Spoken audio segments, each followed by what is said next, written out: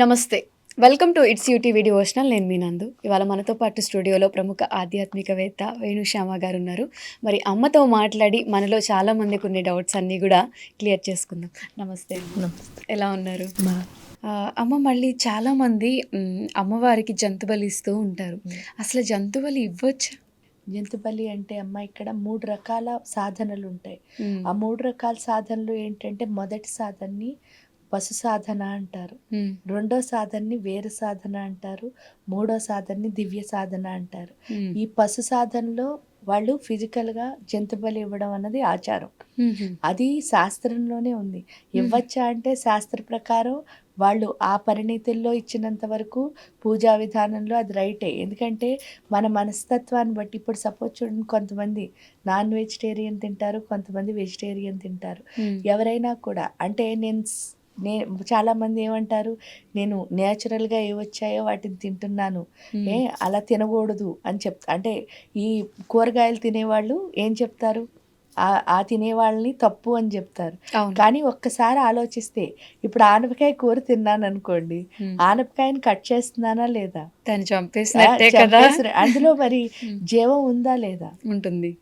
కానీ ఇది ధర్మబద్ధంగా చెప్పారు. ఇక్కడ వచ్చేసరికి ఏమిటి అంటే అరుపులు కేకలు అవన్నీ వినిపించి ఆ జీవి చనిపోతున్నట్టు మనకు కనిపిస్తోంది కాబట్టి ఈ క్వశ్చన్ వచ్చింది నిజం చెప్తే. మరి ఇక్కడ బీరకాయ ఆనపకాయ కట్ చేసి తోటకూర కట్ చేస్తే అది మాత్రం ఫీల్ అవుతుందో లేదో ఎవరికి తెలుస్తుంది? ఇది నా బిగ్గెస్ట్ క్వశ్చన్. అందరూ వెజిటేరియన్, నాన్ వెజిటేరియన్ అంటారు కదా, మరి మొక్కలకి కూడా ప్రాణం ఉంటది కదా, ఆకుకూరలు తిన్నప్పుడు అది వాటిని ఇచ్చిన ప్రాణంతోనే మనం బతుకుతున్నాం. కాబట్టి ఇక్కడ ఏంటి అంటే అదే ఆ పశు సాధన కరెక్టా అంటే అక్కడ వాళ్ళకి కరెక్టే, ఎందుకంటే తిన్నవాడికి అది కరెక్టే. ఇక్కడ ఏంటి అంటే దేన్ని విమర్శించకూడదు. నా మనస్తత్వం ప్రకారం వాళ్ళు శాస్త్రంలో ఎలా చెప్పారో అది వాళ్ళు చేస్తారు. రెండో సాధన వచ్చేసరికి వేరే సాధన. ఇప్పుడు చెప్పింది కూరగాయలు తినడం, లేకపోతే ఏంటి ఇంట్లో ధర్మబద్ధంగా గృహస్థాశ్రమంలో మనం ఏం చేస్తున్నామో అన్నీ చేస్తూ ఈ పూజా విధానాన్ని పాటించి నైవేద్యం అంటే కూడా చక్కగా అన్నం వండి కూరలు వండి పెట్టి ఇది కూడా సాధనే. అంటే ఈ సాధన కొంతమంది చేస్తారు, పశు సాధన, దాన్ని మనం తప్పనకూడదు. అదే విధంగా వేరు సాధన చేసేవాడు కూడా వాడి స్థితిలో అంటే వాడికి అది నచ్చింది, ఆ ధర్మం నచ్చింది, అలా చేస్తున్నాడు. ఇంకా దివ్య సాధన అన్నిటికంటే బెస్ట్ ఇదే అని ఎందుకు చెప్తారు అని అంటే ఇక్కడ అసలు ఏమీ ఉండదు. ఏంటంటే పూర్తిగా ఆత్మసమర్పణతో ఆ దేవతని సృష్టి అంతా చూసే సాధన ఇది. అంటే దేవతను అనుభవిస్తూ ఈ సృష్టిలో ఏది కనిపించినా తాను ఏ దేవతనైతే కొలుస్తున్నానో అది తనతో సహా అన్నిటిలో చూడగలిగే స్థితి ఏదైతే ఉంటుందో దాన్నే దివ్య సాధన అంటారు.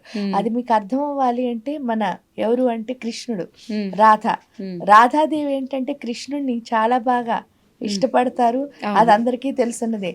ఆ కృష్ణుడినే ఆవిడ ఈ సృష్టి అంతా చూడగలిగింది, అదే దివ్య సాధన. వేరే సాధన అన్నది మనకు అర్థం అవ్వాలి అంటే సత్యభామాదేవి, కృష్ణుడు సత్యభామాదేవి ఏ సాధన అయితే చేశారో అది వేరు సాధన. ఇంక ఈ పశు సాధన వచ్చేసరికి ఏమిటి అని అంటే నరకాసురుడు వీళ్ళందరూ ఎలా అయితే మిగతా అందరితో చేశారో దాన్ని పశు సాధన అంటారు. ఇందులో ఏంటి అంటే ఈ 3 సాధనలు ఎవరి పరిస్థితి ప్రకారం అది కరెక్టే, శాస్త్రంలో ఉన్నది.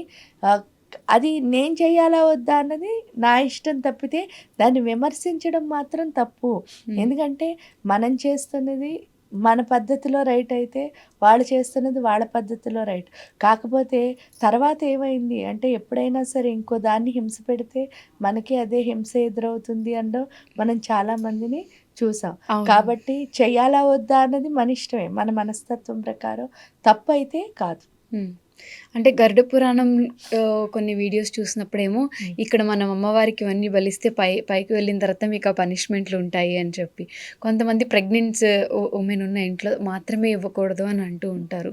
ఇవన్నీ కూడా మనం పుట్టించుకున్నవేనా? మనం పుట్టించుకున్నవే. ఎందుకు అని అంటే మీరు గరుడ పురాణం కాదు, ఇప్పుడు నరకాసురుడు చేశారనుకోండి, ఆ తర్వాత సత్యభామ చేతిలో ఆయన వెళ్ళిపోయారు కదా. ఇప్పుడు సపోజ్ భారతం చూసాం, భారతం చూస్తే ఎలా ఉంటుంది అంటే ఫస్ట్ పాండవులే ఓడిపోయారు, తర్వాత ఫైనల్గా ఎవరు గెలిచారు అని అన్నప్పుడు ఎవరు గెలిచారు?